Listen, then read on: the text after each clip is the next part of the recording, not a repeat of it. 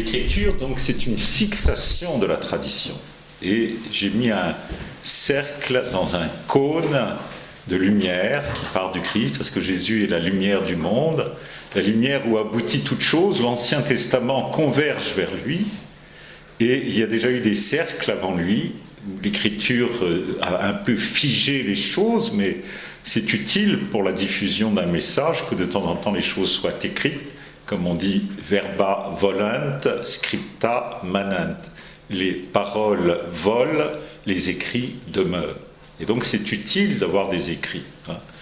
L'écriture est remarquable, et vous l'avez ici donc, dans les cercles de gauche en noir. Petit à petit, l'Ancien Testament s'est forgé, et puis quand Élie et Moïse, qui représentent finalement le sommet de l'écriture, soit de la loi avec Moïse, soit des prophètes avec Élie, tout à coup, après cette apparition majestueuse où Jésus est transfiguré, où le ciel s'ouvre, la voix du Père est entendue, la lumière descend, le Père dit « Celui-ci est mon Fils bien-aimé, écoutez-le », tout à coup Jésus reste seul. Et à partir de lui, un nouveau cône de lumière se répand avec ses apôtres, d'abord les 3, puis les 12, tous les disciples, les 72 disciples, etc. Et à un moment, se voyant vieillir, les apôtres ont eux aussi mis par écrit les textes du Nouveau Testament. Mais vous voyez, en regardant ce tableau, on voit très bien que tradition et écriture ne s'opposent pas. La tradition est porteuse de l'écriture, c'est elle qui permet que l'écriture, à un moment, soit donnée à l'ensemble du peuple de Dieu. Et ce schéma fondamental va un peu éclairer mon discours, va vous aider à mieux comprendre ce rapport entre tradition et écriture. Vous voyez, le dernier cercle tout au bout, dans les couleurs bleues, c'est nous. Nous tentons de mettre un peu par écrit ce que nous avons reçu. Nous mettons par écrit dans des petits livres, la foi express, en 500 questions, 500 réponses. Vous l'avez ici, comme ça, mise par écrit. Bon, c'est utile, mais l'essentiel, c'est la transmission de la vie. Or, nous constatons une chose assez étonnante pour notre temps, c'est la disparité des annonceurs de l'Évangile, de ceux qui sont choisis par Dieu pour annoncer l'Évangile. Les chiffres parlent d'eux-mêmes et inquiètent. On peut constater qu'en France métropolitaine, il y avait en l'an 2000 25 300 prêtres, dont 19 200 diocésains actifs, qui ne sont plus que 12 000 en 2023-2025. Alors il y a eu des prêtres anciens qui sont morts, les générations ont duré plus de temps et sont décédés. Il y a 8 950 diocésains, mais c'est quand même un effondrement de moitié. Entendez bien les chiffres. 25 300, 12 000. Vous voyez, effondrement de moitié. À côté, il y a quelques petits éléments qui sont encore petits, mais qui sont en croissance. C'est curieux. Alors que tout baisse, il y a des croissances. Vous avez la fraternité Saint-Pie X, désunie avec l'ensemble de l'Église catholique, qui le crie haut et fort, qui augmente. 680 prêtres actifs actuellement, avec 220 séminaristes en formation, il faut à peu près 7 ans pour faire un prêtre, 61 qui sont rentrés juste en 2020, c'est ceux qu'on appelle les intégristes ou les traditionalistes. Ils pratiquent la forme extraordinaire du rite, ils se disent être fidèles à Saint Pie V, nous sommes très honorés, parce que Saint Pie V est un dominicain, alors on ne peut être très honoré quand les gens vous disent « je suis le missel de Saint Pie V », c'est très bien. Mais depuis, il y a eu Vatican II. Alors, ils le suivent en latin, bien sûr, refusent la réforme de Benoît XVI, par exemple, sur la prière du Vendredi Saint. Vous savez qu'on a changé dans le rite ancien la prière du Vendredi Saint pour les Juifs en l'adoucissant, en gardant le contenu, mais en l'adoucissant. Ils ne la changent pas. Ils sont rester sur les formes, si vous voulez, telles que le missel a été publié en 1962. Au centre, il y a aussi d'autres forces qu'on ignore parfois, parce qu'il suffit qu'un diocèse ne les ait pas accueillis. Il y a 47 implantations de la communauté Saint-Martin, ça fait quand même beaucoup, dans 32 diocèses de France. Et puis vous avez la fraternité Saint-Pierre. La différence entre les deux, c'est que la communauté Saint-Martin est selon la forme ordinaire du rite, mais en latin. C'est-à-dire qu'il pratique ce que Paul VI a désiré, un missel en latin, qui ensuite on a autorisé à traduire en langue, comme on appelle vernaculaire, c'est-à-dire en langue locale, le français pour la France, l'italien pour l'Italie, etc. Mais l'original est en latin. C'est ce que voulait Paul VI. Donc, communauté Saint-Martin, et puis fraternité Saint-Pierre, eux, gardent la forme extraordinaire du rite, mais s'estiment en communion avec le pape et modifient avec obéissance ce que le pape leur demande. Quand Benoît XVI leur a demandé de changer la prière du vendredi saint, ils l'ont changée. Donc vous voyez, il y a au milieu, entre la fraternité Saint-Pie X et, je dirais, le prêtre diocésain classique, une force intermédiaire qui n'est pas négligeable. D'abord, la communauté Saint-Martin, fondée par l'abbé Guérin et dirigée actuellement par Don Paul Préau, a doublé en peu de temps. En 2019, ils sont 109 prêtres et diacres, en 2023, 185, en 2026, 208. Vous voyez, en 7 ans, ils ont doublé. Donc c'est assez impressionnant par rapport à l'effondrement à côté de ce qu'on appelle le prêtre diocésain classique. Et on les appelle parfois avec humour, enfin c'est le journal Le Monde, alors il faut prendre ça avec guillemets, les commandos en soutane. Ils sont bien habillés en soutane et puis ils prennent des paroisses difficiles que personne ne veut. Donc ils n'ont pas peur, ils vont dans les endroits chauds, dans les endroits difficiles, mais en communauté, en groupe toujours. Et c'est ça qui les soutient. Pareil, la fraternité Saint-Pierre s'affirme en croissance. Aujourd'hui, 387 prêtres, 30 diacres, 162 séminaristes. Si j'additionne les séminaristes de Saint-Pierre plus ceux de Saint-Martin, il y en a plus que les hexagonaux ordinaires dans les diocèses. Voyez. Donc c'est assez frappant, cette force intermédiaire qui est en pleine croissance et qui se trouve à équidistance en fait entre la fraternité Saint-Pie X, ce qu'on appelle les traditionnalistes, les intégristes, coupés de Rome, et puis le prêtre classique moyen. On n'en a pas ici dans le diocèse, donc il faut aller à l'extérieur pour se rendre compte. Vous pouvez en parler à votre évêque, pourquoi pas. S'il manque de prêtres, c'est peut-être pas mal d'avoir un peu tout dans son diocèse. C'est une prudence, vous savez, il ne faut jamais mettre tous les œufs dans le même sac, comme on dit. Donc il est prudent de répartir les choses pour assumer parfois l'avenir, de telle sorte qu'on soit tranquille. Toujours est-il que quand quelqu'un me pose la question, je me dis traditionnaliste. Qu'est-ce que je vais lui répondre?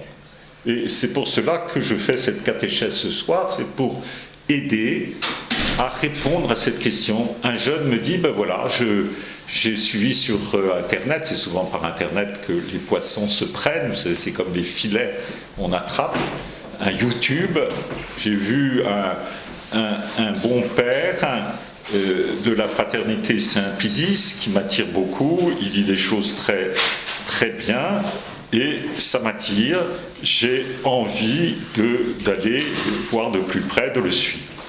Qu'est-ce que nous pouvons répondre? Eh bien, il convient d'abord d'éclairer le concept traditionnaliste.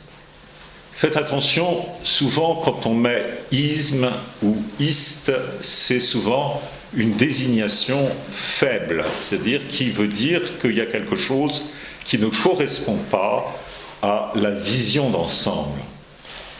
Pour nous catholiques, nous ne sommes pas traditionnalistes, mais traditionnels. Pourquoi? C'est l'ADN transmis au moment du baptême, quand Jésus dit « De toutes les nations faites des disciples, baptisez-les au nom du Père, du Fils et du Saint-Esprit, leur apprenant tout ce que je vous ai prescrit depuis le commencement. » Il y a bien un enseignement qui est donné. Et il faut bien que ce contenu soit transmis. Et qui est seulement un contenu objectif, mais en même temps des transmetteurs. Il faut des sujets et un objet. L'objet, c'est très clair, c'est l'Évangile. Et le sujet, eh bien, ce sont les apôtres et leurs successeurs, ce qu'on appelle la succession apostolique. Alors vous avez la tradition apostolique sur le schéma, c'est ce qui est avant la mise par écrit de l'Évangile, et puis vous avez la tradition ecclésiastique qui prolonge, vous voyez, il n'y a pas d'opposition entre les deux. Elle prolonge, elle porte, et vous voyez que le cône, à mesure que le temps passe, s'élargit. C'est tout à fait normal, la lumière diffuse en cône de lumière, elle ne se restreint pas, ne se focalise pas. Le focus, c'est Jésus qui est au centre, et il éclaire, il continue à éclairer, et ça vient jusqu'à nous, avec le fait qu'il y a plus aujourd'hui de sentiment d'avoir reçu ce rayonnement qui semble plus grand que celui, par exemple, au moment de la rédaction des évangiles. Vous avez d'abord le nombre de livres de l'Ancien et du Nouveau Testament qui sont définis. On a attendu relativement tardivement pour le définir. Ce chiffre, c'est au Concile de Trente, au XVIe siècle. Et puis vous avez les dogmes qui n'étaient pas marqués dans l'Écriture. L'Immaculée Conception, vous pouvez chercher partout, elle n'est pas marquée dans l'Écriture. La virginité perpétuelle de la Vierge Marie, elle n'est pas marquée. L'Assomption de la Vierge Marie, elle n'est pas marquée. Mais elle est portée par les rayons déjà, depuis l'origine, la porte. Et finalement, à force de faire de la théologie, de réfléchir, de prendre les textes, leur cohérence, et puis il y a les confirmations, vous vous souvenez, pour l'Immaculée Conception, c'est quand même assez extraordinaire. 1854, le pape dit, oui, la Vierge Marie, on peut la définir comme immaculée en sa conception. 4 ans après, à Lourdes, qu'est-ce que dit la Vierge Marie? Elle vient comme confirmer du ciel, voyez, ce qui a été dit juste avant par l'Église. Donc, il y a une correspondance, si vous voulez, avec l'ensemble du mystère. On ne peut pas voir des nouvelles définitions sans qu'il y ait cohérence et mouvement général, vous voyez, comme ce cône de lumière qui se développe, qui réfracte jusqu'à nous. Et ça, c'est très important de le comprendre. Quand le Concile dit, il résulte que l'Église ne tire pas de la seule Écriture sa certitude sur tous les points de la révélation. Dei Verbum numéro 9. Et pour nous, c'est quelque chose donc de très important à comprendre, cette transmission, vous voyez, de lumière, et cette paradosis, on appelle ça la paradosis, la tradition, et très tôt, nous la trouvons dans l'écriture des pères de l'Église, Irénée de Lyon. La tradition des apôtres manifeste dans le monde entier ce monde dans chaque Église à tous ceux qui veulent voir la vérité, et nous pouvons énumérer les évêques établis par les apôtres dans les Églises et leurs successeurs jusqu'à nous. Les apôtres voulurent en effet que soit absolument parfait et irrépréhensible en toutes choses ceux qu'ils laissaient comme leurs successeurs en leur transmettant leur mission d'enseignement. Si ceux-ci avaient correctement compris, ils en auraient tiré un grand profit. Si en revanche ils avaient échoué, ils en auraient tiré un très grand dommage. Donc il avertit déjà qu'il y a des risques, comme saint Paul, de tiraillement chez certains qui ne suivent pas parfaitement le précieux dépôt. Dans les épîtres à Timothée, fin de la première épître à Timothée, début de la deuxième épître à Timothée, celui qui l'écrit, sous le nom de Paul, décrit « garde le bon dépôt ». Voyez, garde le bon dépôt. Et c'est ce qu'ont cherché à faire toujours les apôtres et leurs successeurs, garder le bon dépôt. Selon cet ordre et cette succession est parvenue jusqu'à nous la tradition qui est dans l'Église depuis les apôtres et la prédication de la vérité, poursuit saint Irénée. Il s'agit là de la preuve la plus complète que la foi vivifiante des apôtres est une seule et la même, ayant été conservée et transmise dans la vérité. Une seule et la même. Cette expression est capitale pour comprendre le mystère de l'Église. L'Église est toujours une seule et la même. C'est très important de comprendre cela.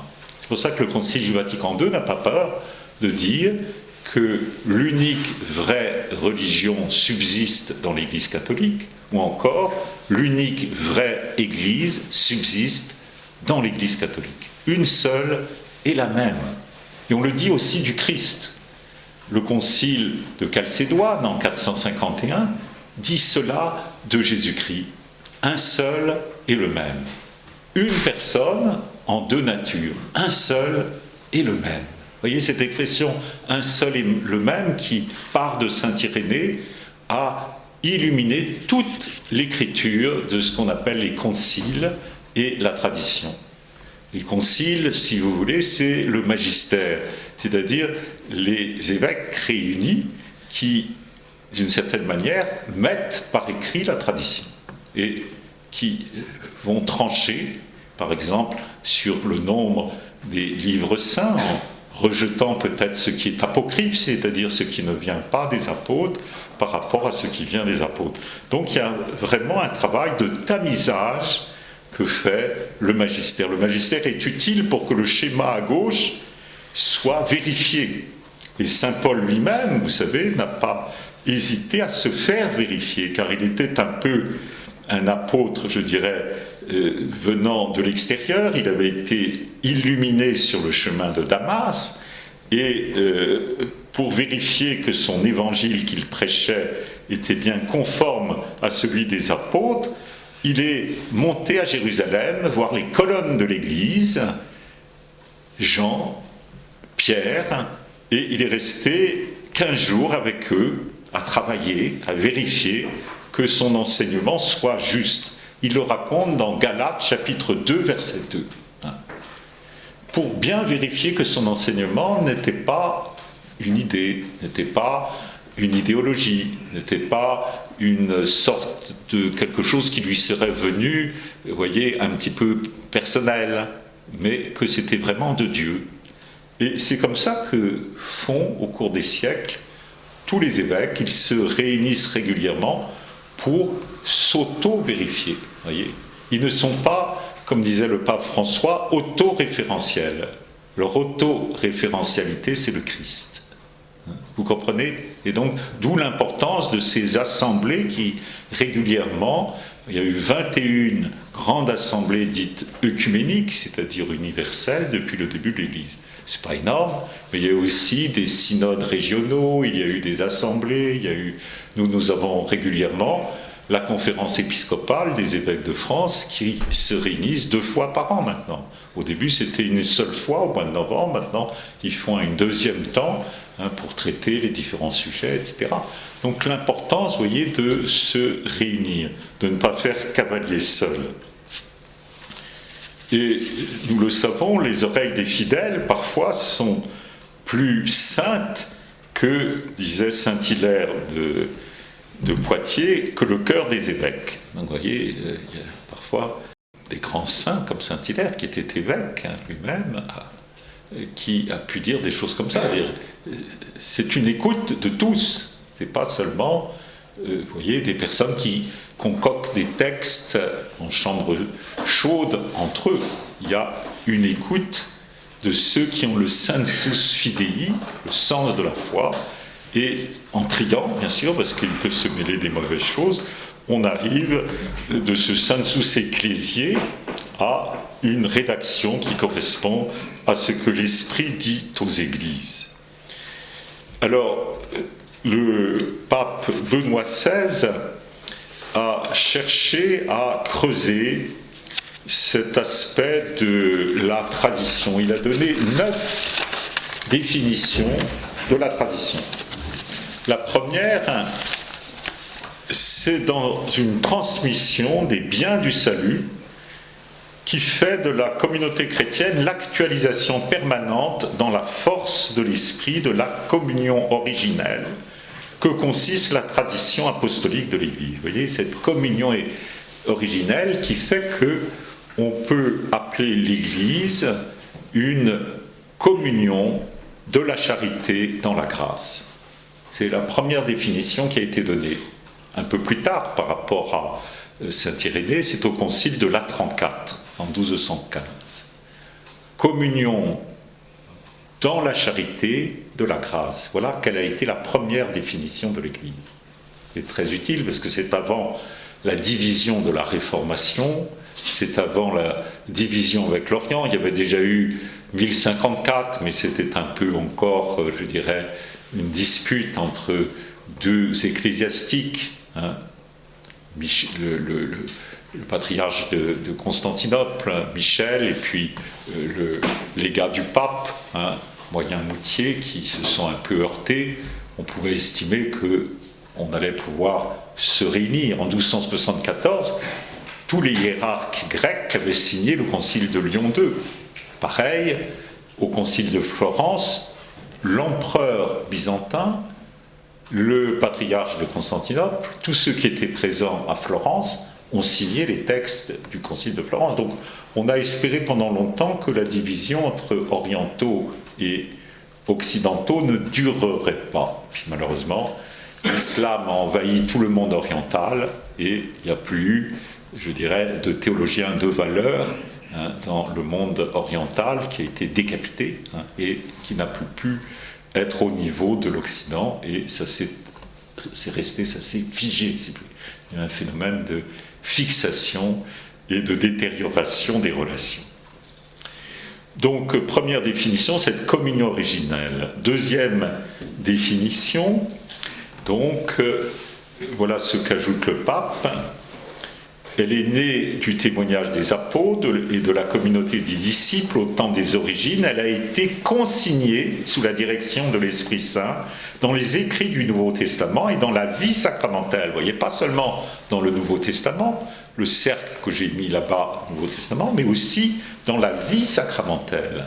C'est important parce que c'est pas marqué dans le Nouveau Testament comment on baptise, dit comment on confirme, dit comment on se marie, dit comment on ordonne. Et rien n'est marqué d'une manière spécifique. Il fallait aussi une tradition, hein, qui l'apportait. Dans la vie de la foi, c'est à elle, à cette tradition, qui est toute la réalité toujours actuelle du don de Jésus que l'Église se réfère constamment comme étant son fondement et sa norme, à travers la succession ininterrompue du ministère apostolique. Donc, disons que, en règle, je dirais, normale, la tradition n'implique et même ne supporte aucune altération de son contenu objectif. Elle est communication d'un vivant à un vivant, comme des parents qui transmettent l'essentiel de leur message à leurs enfants, en les éduquant, en leur transmettant la langue, en leur transmettant la vie. Mais communication d'un objet défini, c'est-à-dire on ne peut pas transmettre ce qu'on veut. C'est quelque chose qui est, je dirais, déjà bien situé et qui demeure identique dans sa matière essentielle. On peut ajouter donc à ces premières définitions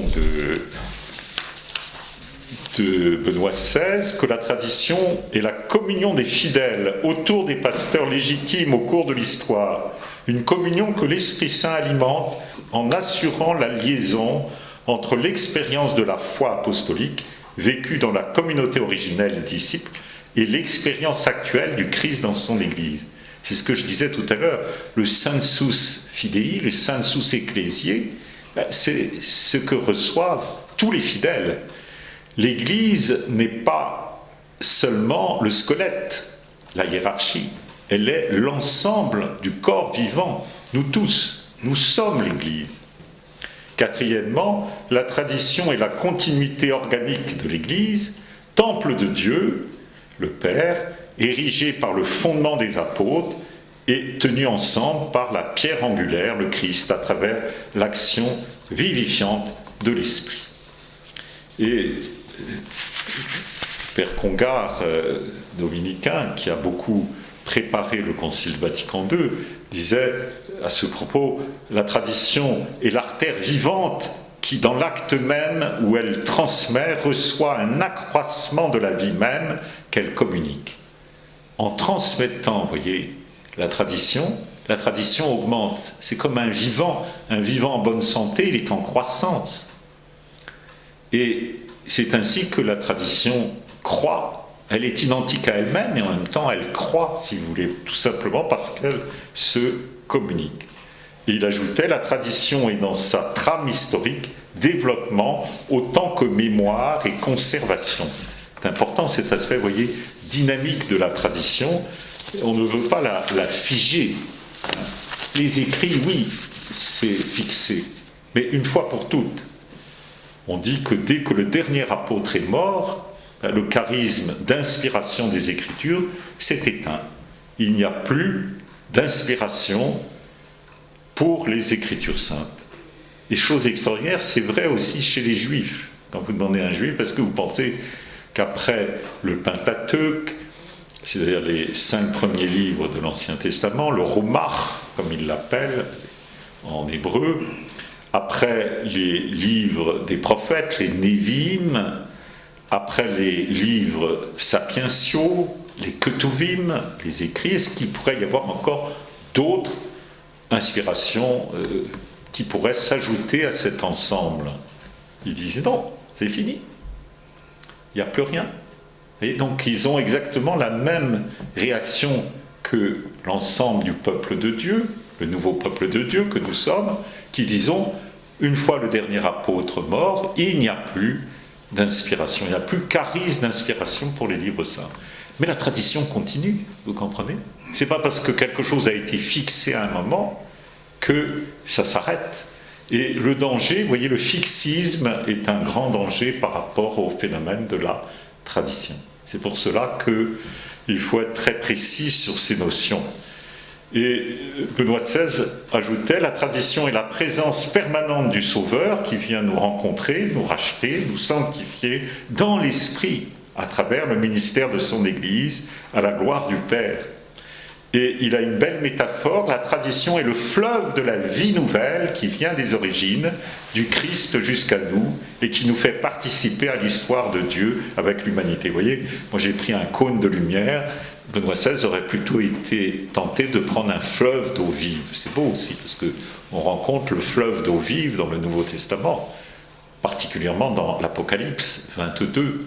On dit que du trône de Dieu et de l'agneau jaillit un fleuve d'eau vive. Et tous les pères ont lu dans le trône de Dieu le Père, l'agneau le Fils bien sûr, et le fleuve d'eau vive, le Saint-Esprit qui procède. Le mot est écrit explicitement, qui procède du trône de Dieu et de l'agneau. Et les latins ont lu naturellement une allusion à notre credo dans lequel on dit que le Saint-Esprit procède du Père et du Fils. Et c'est littéral dans Apocalypse 22, verset 1.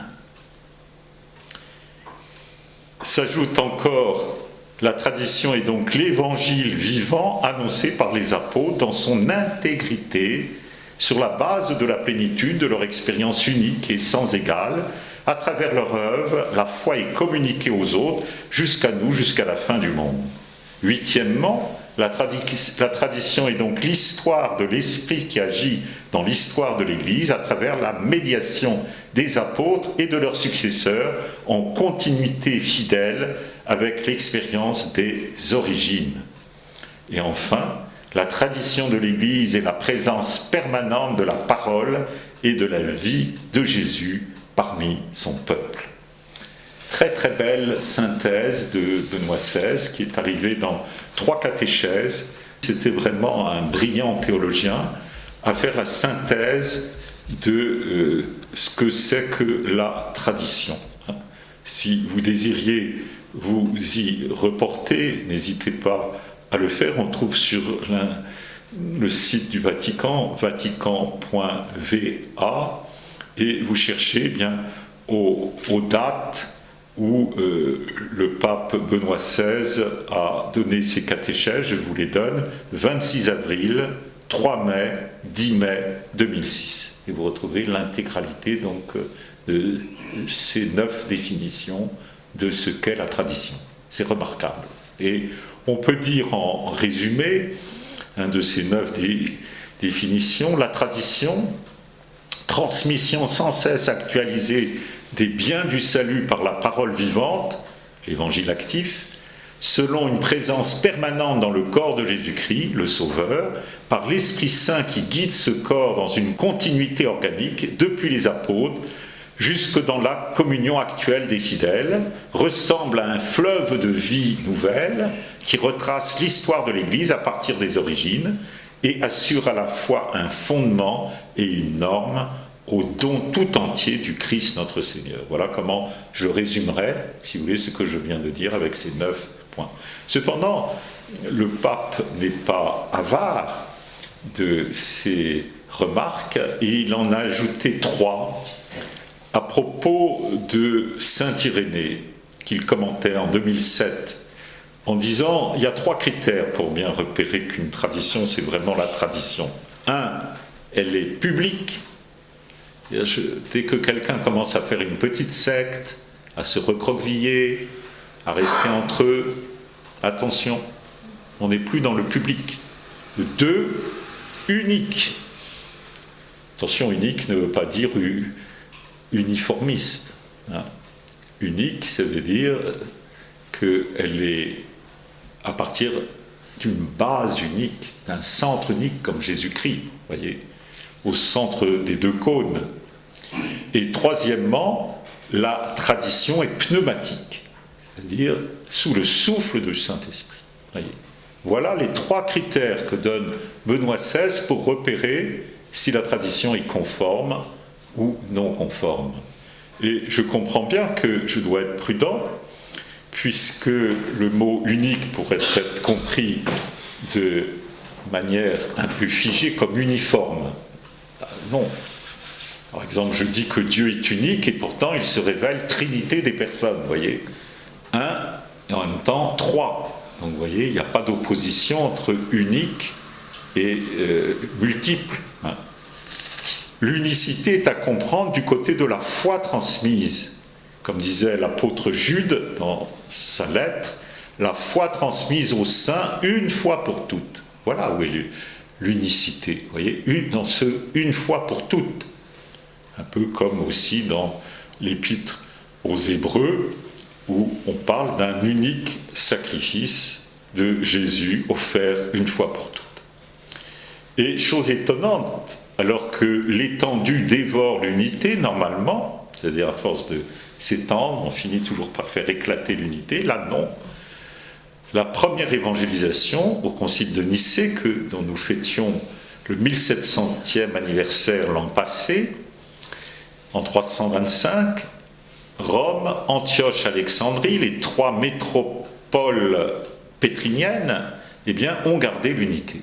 Et ça, c'est un grand miracle, voyez, que l'Église qui était persécutée, d'abord en milieu juif, il y a eu jusqu'à Bar Korba, en 134, 135, 136, les derniers soubresauts d'une persécution violente contre les chrétiens, donc 100 ans de persécution des Juifs qui n'ont pas reconnu Jésus par rapport à ceux des Juifs qui avaient reconnu Jésus, donc 100 ans de persécution juive, mais 300 ans de persécution païenne, n'oublions jamais. C'est seulement Constantin qui a levé, par l'édit de Milan, cette persécution. Et encore, ça ne s'est pas arrêté tout de suite en Orient. Il a fallu qu'il batte son adversaire en Orient pour que la paix religieuse advienne en Orient, en Égypte.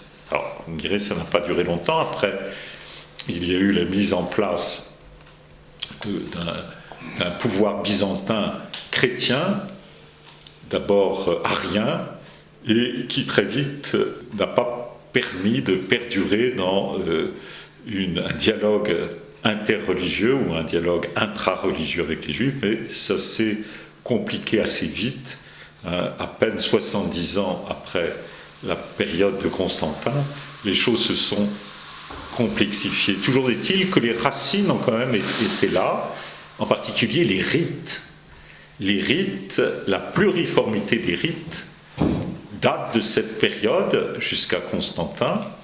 Il y a eu le rite, je dirais, copte en Égypte, en Alexandrie. Il y a eu le rite antiochien à Antioche, oriental et occidental.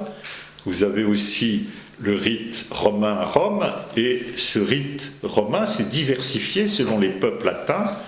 Vous avez à Milan le rite ambrosien, vous avez le rite mozarabe à Tolède, le rite lyonnais à Lyon, le rite chartreux beaucoup plus tard en Grande Chartreuse, plus tard encore les dominicains ont eu leur propre rite. Pourquoi ? Parce que, dans le fond, l'inculturation permet des adaptations aux mentalités, et saint Paul lui-même a été le grand qui a défini ce que c'est que l'inculturation. Dans 1 Corinthiens 9, 22, il a dit « Je me suis fait tout à tous ». Voilà, c'est ça, c'est l'inculturation. C'est se faire tout à tous. Et avec des vérifications, Galates 2.2, dont je parlais tout à l'heure, pour voir s'il n'avait pas couru en vain, il est allé vérifier son évangile auprès des colonnes de l'Église. Dans le temps de la Réforme catholique, alors qu'il y avait la Réformation protestante à Genève et en Allemagne, en Hollande, en Angleterre, eh bien, Saint Pie V a senti l'utilité de faire une compilation. C'est ça le rite romain, le missel romain au XVIe siècle, c'est une compilation, mais qui n'a pas altéré cette pluralité qu'il faut nommer une pluriformité légitime. C'est ça qui est le mot juste. Il y a toujours dans l'Église une pluriformité légitime. Et c'est l'expression du synode de 1985. Synode extraordinaire pour les 20 ans après Vatican II. Les évêques ont dit c'est ça qui est la bonne formule. Pluriformité légitime. Contre un pluralisme diviseur. Le pluralisme divise, la pluriformité légitime, c'est-à-dire reconnue comme bonne par l'autorité supérieure, légitime, vous voyez, il faut que le pape dise placette, d'accord. À ce moment-là, la pluriformité légitime conserve l'unité. Vous voyez la grande différence entre le pluralisme diviseur et la pluriformité légitime qui conserve l'unité. Toujours est-il, chers frères et sœurs, je ne veux pas être trop long avec vous, je pourrais reprendre chacun des rites et de les comparer, mais nous aurions pour des heures et des heures de liturgie à faire. Mais la liturgie, c'est quelque chose de très grand. C'est peut-être le lieu où on voit le plus facilement, si vous voulez, la beauté de la tradition. Nous avons actuellement en cours de vérification pour une canonisation d'un bénédictin célèbre qui s'appelait Don Guéranger, Don Prosper Guéranger.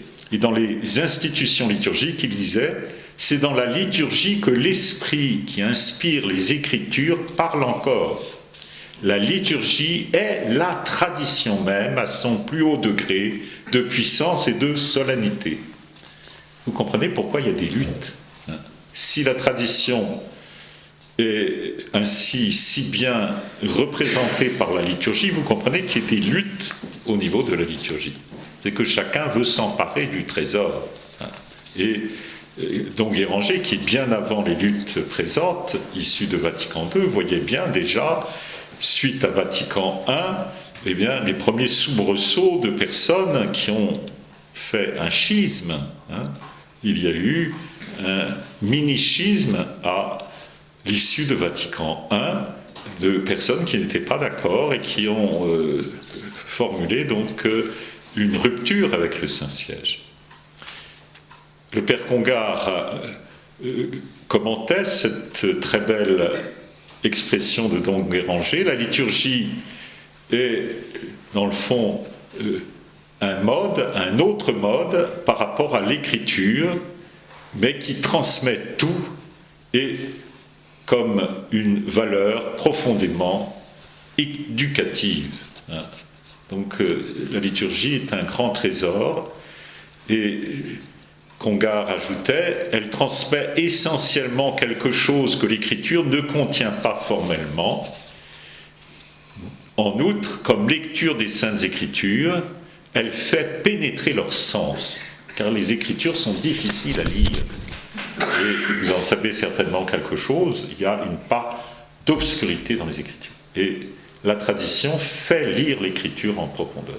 Et donc, on a besoin beaucoup d'elle, et de ne jamais lâcher la tradition, et de rester toujours en communion avec l'ensemble des évêques, et celui qui préside à la charité, qui est le pape.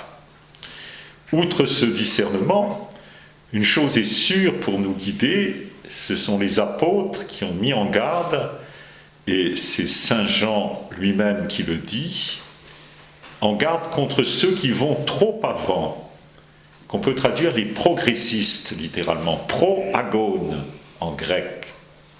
Quiconque va plus avant, pro-agone, donc progressiste, et ne demeure pas dans la doctrine du Christ, ne possède pas Dieu, dit Saint Jean d'une manière très forte. Celui qui demeure dans la doctrine, c'est lui qui possède et le Père et le Fils. Et il dit cela, nous pouvons en être sûrs, sous l'action du Saint-Esprit qui inspire toutes les Écritures. 2 Jean, verset 9. Peut-être une épître que vous ne lisez pas souvent, mais qui vaut le coup d'être lue. Merci de votre attention.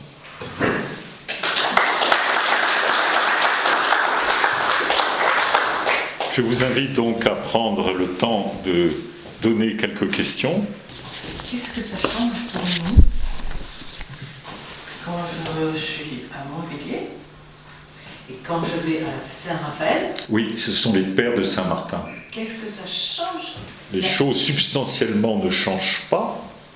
C'est un peu comme quand vous avez en rite byzantin, ça va vous prendre 1 heure et plus dans un rite byzantin par rapport à une messe italienne, par exemple auprès du Poverello, dont on célèbre cette année un centenaire à la suite de la décision du pape Léon XIV, où la messe va être dite en 20 minutes, 15 minutes. Et substantiellement, c'est la même.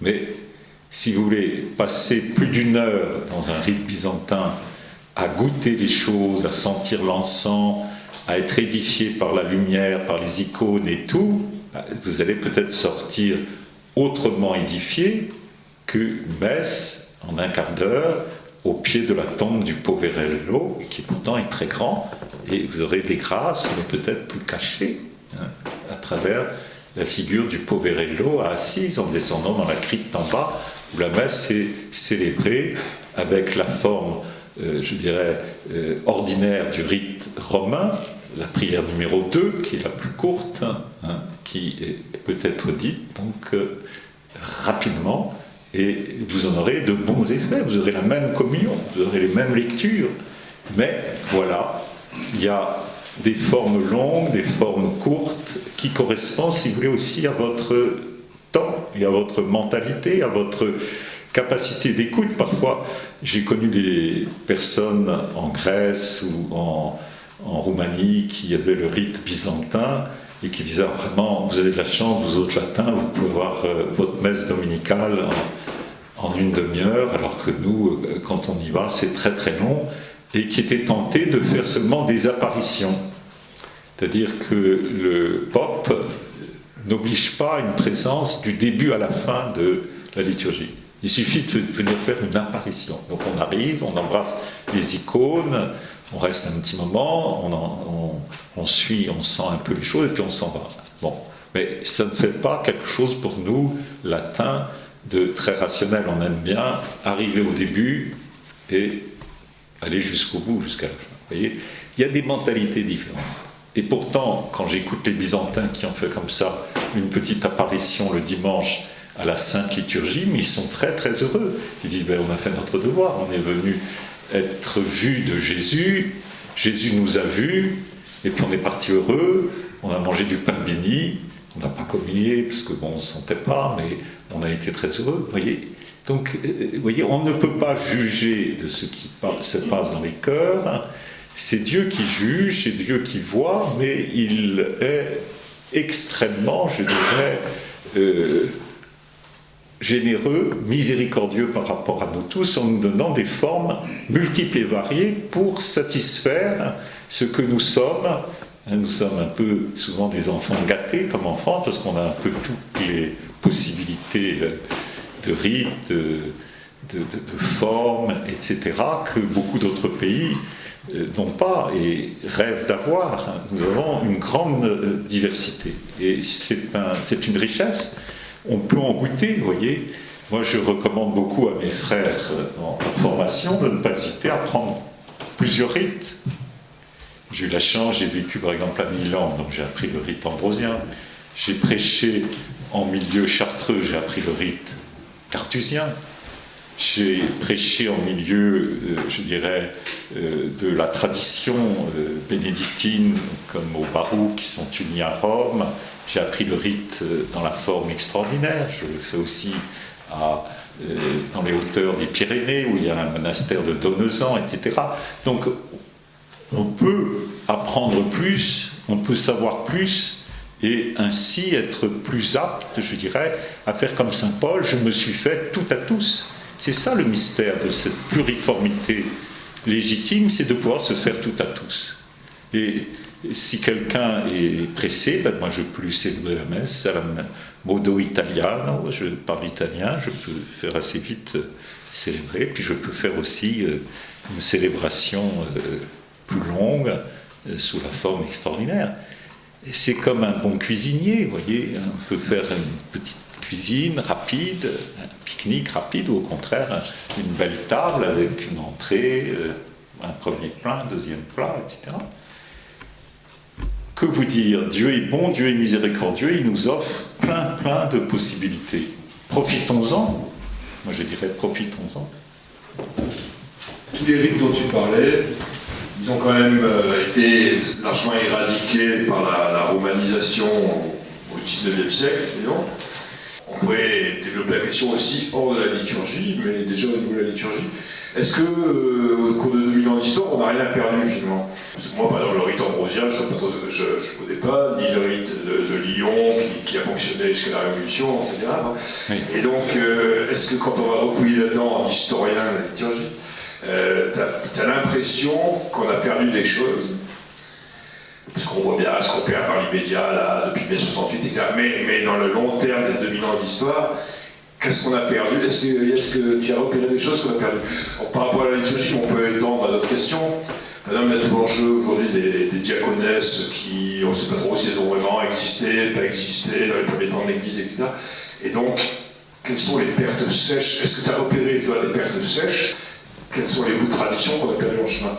Merci Michel. Alors je dirais, c'est pas seulement le 19e siècle, c'est avant que déjà il y a eu des coupes sombres. Par exemple, quand au Liban, nous avons eu l'unification au cours du concile de Latran V, qui était un grand concile, qui a été un peu dévalué par les moqueries de la réformation de l'époque d'Allemagne, mais qui a permis l'unification définitive des maronites au XVIe siècle. Donc c'est vraiment Latran V, en 1515, qui a permis l'unification des maronites. Et on a envoyé des délégations des jésuites qui étaient tout frais, peu de temps après, et qui ont fait le tri dans les livres liturgiques maronites.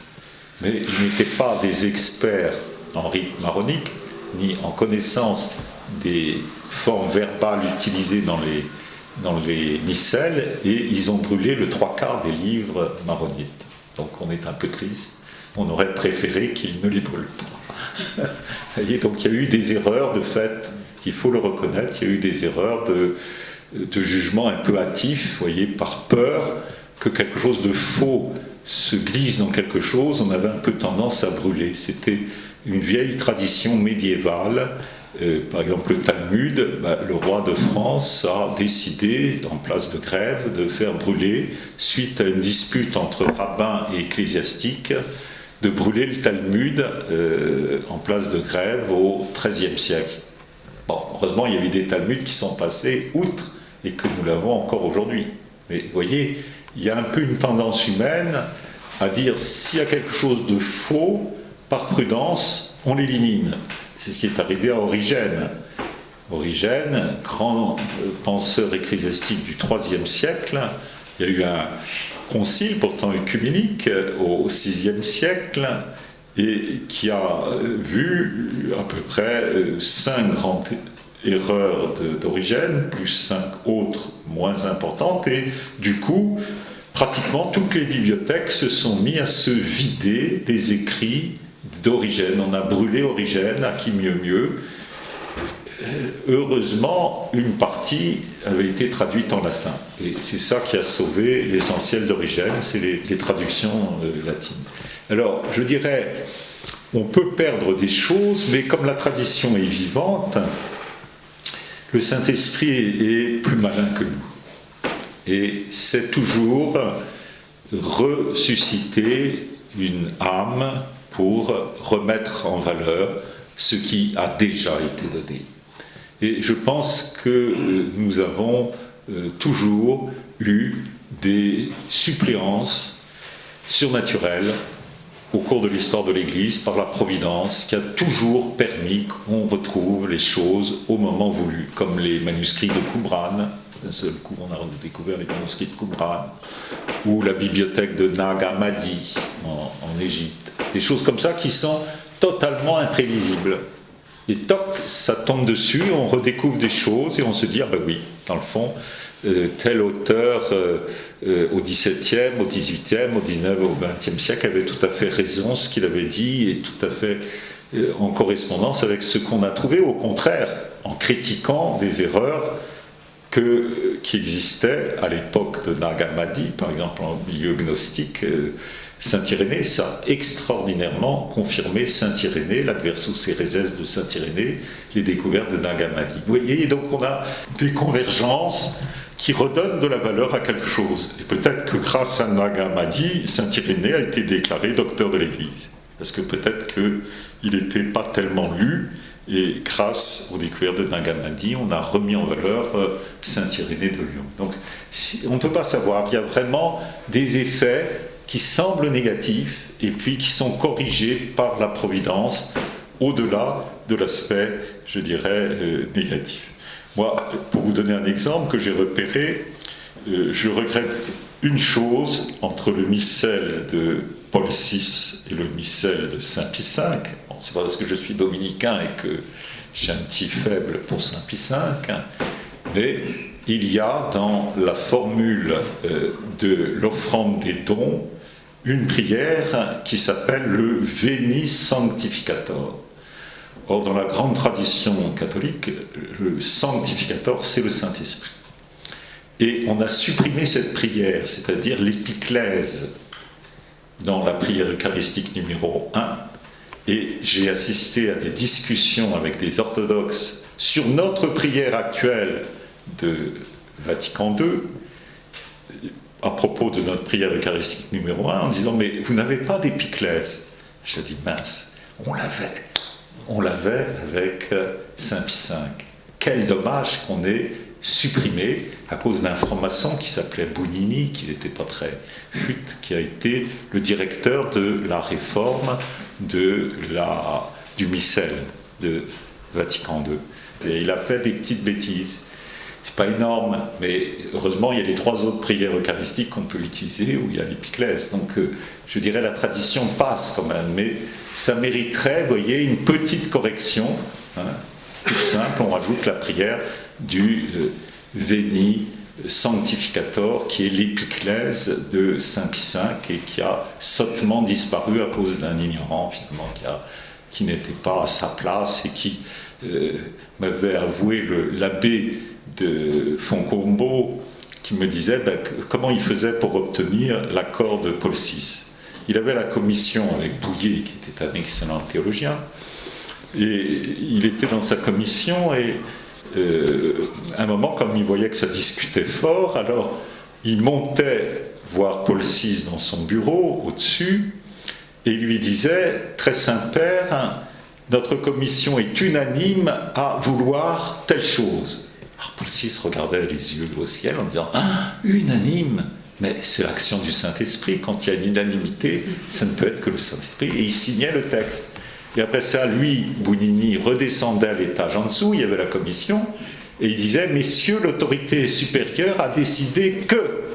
Et il faisait passer toutes ces réformes comme ça, en montant et en descendant, en faisant des abus d'autorité. Abus classiques, vous voyez, de quelqu'un qui veut faire passer son truc.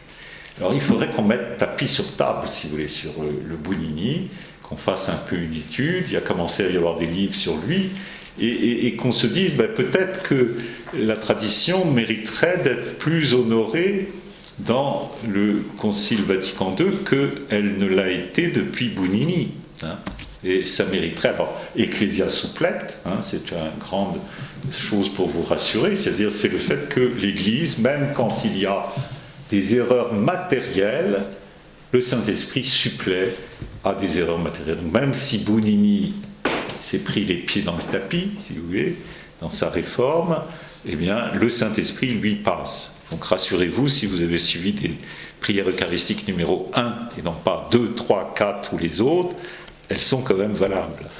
Donc je ne dis pas du tout ça pour vous mettre un trouble dans votre adhésion à Vatican II, mais pour savoir qu'il y a eu des conflits, qu'il y a eu des difficultés, et que ce serait honnête d'en faire un peu l'anamnèse. On ne peut pas dire que tout est beau et tout est gentil tout le temps. Il y a des hommes, et là où il y a des hommes, il y a de l'hommerie, toujours. Hein, les hommes sont pécheurs et aiment bien faire passer leurs idées, leurs élucubrations au-delà de la tradition. C'est pour cela que le Saint-Esprit est toujours plus fort et fait passer les choses, si vous voulez, au-delà des déficiences humaines. Bon, j'étais un peu long, mais ça méritait quelques détours. Oui, c'est intéressant quand vous dites que la tradition est vivante, et tout ce que... Merci pour votre exposé. Bon, par contre, il y a une chose dont je voulais vous parler. En fait, bon, je pense que là, on parle effectivement de la tradition, des traditionnalistes. Bon, il y a eu des familles où des enfants ont décidé de partir chez Monseigneur Lefebvre pour... et là, ça a été le Saint-Esprit, il a eu du mal quand même à faire comprendre aux parents que bon, c'était très dur à vivre. Et je pense qu'effectivement que tout n'est pas si simple que ça. Et il y a eu beaucoup de douleurs. Et c'est pas simplement je choisis tel rite parce que je l'aime, il correspond à ma sensibilité. C'est quand même l'union des familles, l'union des hommes. Et je ne le sens pas trop, en fait, j'ai l'impression que c'est un peu érodé dans votre discours. Bon, je vous remercie. C'est vrai que je ne pouvais pas souligner tous les aspects. Il y a une chose de foi que nous devons avoir, c'est que l'unité n'est pas le fruit de nos efforts humains. L'unité vient de l'union même que réalisent le Père, le Fils et le Saint-Esprit. L'unité, c'est le fruit de l'union. Alors que la plupart des hommes pensent que l'union fait la force. Regardez la devise de Haïti ou d'un frère qui connaît bien cette devise de Haïti et d'autres pays, l'union fait la force. C'est très pélagien, c'est-à-dire c'est croire qu'en s'assemblant, on va arriver à faire l'unité. Alors ça marche un peu, hein, c'est pas complètement faux, cette devise humaine, mais ça ne suffit pas pour tenir. Sans moi, dit Jésus, vous ne pouvez rien faire. Et nous enseignons que l'union fait l'unité. Voyez, l'union est un don.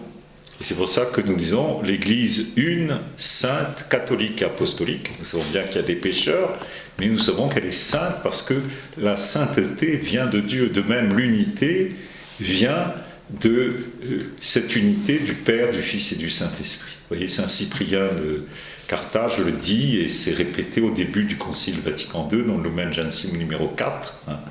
L'unité de l'Église est le fruit même de l'unité du Père, du Fils et du Saint-Esprit. Après, humainement, vous allez avoir toujours des personnes qui vont, de par leur passion, de par leur histoire, prendre la mouche, se disputer, prendre des choses qui vont, soi-disant, régler des conflits et qui en fait les accentuent au lieu de les dégonfler. Saint Augustin disait, faites attention. Il y a deux vertus importantes dans l'Église, c'est la charité et l'humilité. Si vous ne restez pas dans ces deux vertus, de la charité et de l'humilité, vous allez vous casser la figure. Et il le voyait bien, il était avec tout un schisme à son époque, qu'on appelait les donatistes, qui étaient des intégristes, qui étaient très rigoureux, qui disaient les lapsis, ceux qui sont tombés pendant la persécution romaine, qui ont apostasié l'Église, il ne faut pas les reprendre. Leur baptême est fini. On ne peut pas baptiser deux fois, et si quelqu'un a chuté, a apostasié, il va en enfer, et puis terminé. Nous, on reste entre nous, on est les purs, on est les bons qui avons tenu, et les autres, c'est les affreux. C'était terrible d'avoir dit ça. Les donatistes ont fait souffrir l'Afrique du Nord d'une manière terrible. Et saint Augustin dit non, il faut laisser l'espace à la miséricorde. La miséricorde, c'est Dieu qui se penche sur la misère de l'homme. Et saint Augustin a tout fait pour la réconciliation des donatistes. Alors parfois, il est obligé, quand c'était des rébellions armées, avec des circoncellions qui jetaient le feu dans les récoltes, etc., il était obligé de faire appel aux bras armés de l'empereur pour faire cesser ces exactions qui étaient terribles, avec des morts et des brûlés, etc. Mais dans l'ensemble, il a toujours cherché, d'une manière épistolaire, de convaincre d'abord par la raison, de convaincre par l'intelligence de la foi. Et c'est là où nous avons ce gros travail à faire, comme nous avons essayé de faire ce soir, sur qu'est-ce que c'est que la tradition, qu'est-ce que c'est qu'un traditionnaliste, qu'est-ce que c'est que, etc. Et ça aide quand on a les bons mots pour le dire, voyez. Si vous avez appris déjà ce soir le mot que j'ai utilisé beaucoup, pluriformité légitime, ça vous aidera beaucoup pour expliquer aux gens que nous sommes des défenseurs de la pluriformité légitime. Ça vous aidera parce que vous ne serez pas dans un pluralisme diviseur, vous resterez ainsi dans les grandes normes, je dirais, de l'intelligence de la foi. Et ça vous aidera beaucoup. Et je pense pour aborder dans ton sens quand même que tu as mis bien en avant quand même le fait que un des aspects de la traduction était justement d'être en communion avec le squelette de l'Église, avec l'ensemble des pasteurs qui sont présidés par le successeur de Pierre, l'évêque de Rome. Et au fond, la question c'est, est-ce que notre dynamisme se passe en dehors du corps de l'Église, dans ce cas-là favorise la division, ou alors elle se passe sous Pierre, et donc elle favorise la communion. Et c'est un peu la difficulté quand on voit, on peut reprendre avec les vieux catholiques, mais c'est que que j'ai évoqué rapidement, on parlait de la des sympédisme, mais il y a toute une nébuleuse aussi. Après, c'est des multiples excommunications entre eux en fait, et la division apporte sans cesse la division, et ça il me semble un signe assez concret que l'Esprit Saint n'est pas là. En fait, c'était par rapport au fait que vous aviez dit qu'il y avait eu un schisme au moment du Concile Vatican I. Oui, voilà, c'est ce que vient de dire le frère Marie-Philippe. C'est les vieux catholiques, c'est qu'on a appelé les vieux catholiques, qui se sont installés donc un peu en Suisse et puis en Hollande, le schisme d'Utrecht, qui ont... C'était en quelle année 1871. Voilà. Il y a eu un mini groupe d'évêques qui ont refusé les décisions du Concile Vatican I, en particulier l'infaillibilité pontificale qui était définie pendant ce Concile Vatican I, et qui ont formé un mini-schisme auquel se sont ralliés d'ailleurs d'anciens petits schismes à l'époque de Pie VII en France, car lorsque Napoléon a voulu réunifier, relancer l'Église catholique, il a demandé que pour chaque département, il y ait un diocèse. C'était plus facile pour l'homme de loi qu'il était de diriger le pays. Donc, un département, un diocèse. Or, dans le sud de la France, il y avait une multiplicité de petits diocèses. Pour faire plaisir à Napoléon, le pape Pie VII a dit, bon, je vais demander à tous les évêques qui sont trop nombreux de démissionner. Certains ont dit, quand moi je suis évêque d'Agde, par exemple, je ne vois pas pourquoi je céderais ma place à celui de Montpellier ou à celui de... Vous voyez, et il a dit, moi je ne suis pas d'accord, je suis évêque. Et ils ont formé un petit schisme de récalcitrants à la décision de Pie VII. Donc ça, vous voyez, toutes les décisions, il faut beaucoup communiquer, beaucoup expliquer et ne pas se précipiter dans des réformes qui risquent de créer des schismes. Ouais. Alors moi j'aurais une question qui m'a été un peu suggérée, mais pas par l'Esprit Saint. C'est la question, parce qu'en plus tu as été délégué ici à l'œcuménisme et tu es actuellement à Toulouse. Alors je vais préciser. J'ai été délégué pour l'œcuménisme à Toulouse. Ici, j'ai été délégué intra-religieux avec les juifs et interreligieux avec les musulmans. Donc tu as une expérience de dialogue, comme tu en as parlé avec les prêtres orthodoxes qui discutaient sur les rites actuels suite au concile. Et donc la question peut-être que certains d'entre nous attendent, parce qu'il y a des expériences familiales, il y a également un grand apostolat, on va dire, sur Internet, de milieux très différents qui tournent autour de cette question. Et donc, aurais-tu quelques conseils à nous donner, que ce soit pour nous personnellement, pour travailler à cela, ou ce que devrait faire aussi peut-être, comme l'avait fait saint Augustin vis-à-vis des donatistes, saint Fabien vis-à-vis des novatiens, d'avoir un travail plus grand, en fait, d'énoncer de la vérité face à des revendications qui favorisent la division et l'erreur. Oui, c'est très juste, mon cher Marie-Philippe. Je crois que c'est là où notre fonction de dominicain est importante pour réveiller le sensus fidei qui doit trouver les mots justes pour s'exprimer. Et cet effort de l'intelligence de la foi est très laborieuse, parce qu'il faut prendre du temps pour étudier, pour lire les textes, pour bien en comprendre le sens et éviter les erreurs. Il est fréquent de croire, par exemple, que la liberté de religion proclamée à Vatican II est en opposition avec ce que disaient les papes comme Grégoire XVI ou Saint Pie X ou les papes qui ont précédé donc le Concile Vatican II. C'est une énorme erreur. Des groupes de gens sérieux ont étudié les textes et ont remarqué qu'il s'agissait de deux libertés de religion différentes. La liberté qui est due à la religion et pour lequel Vatican II s'est battu, une expression d'ailleurs qui est déjà chez Tertullien, que je citais tout à l'heure parmi les gens d'Afrique du Nord, les théologiens d'Afrique du Nord. Tertullien défendait la liberté de religion par rapport aux empereurs, liberté qui est due à la religion. Et que demande Vatican II dans Dignitatis Humanae? Eh bien, il y a ce qui a été condamné par les papes qui ont précédé Vatican II, c'est une autre liberté de religion, c'est une sorte d'émancipation vis-à-vis de la religion. La liberté, donc la libération, au sens de libération vis-à-vis de la religion. C'était des groupes laïcistes qui disaient on en a assez d'être sous tutelle de la religion qui est partout, qui est trop prégnante, et nous désirons une libération par rapport à la religion.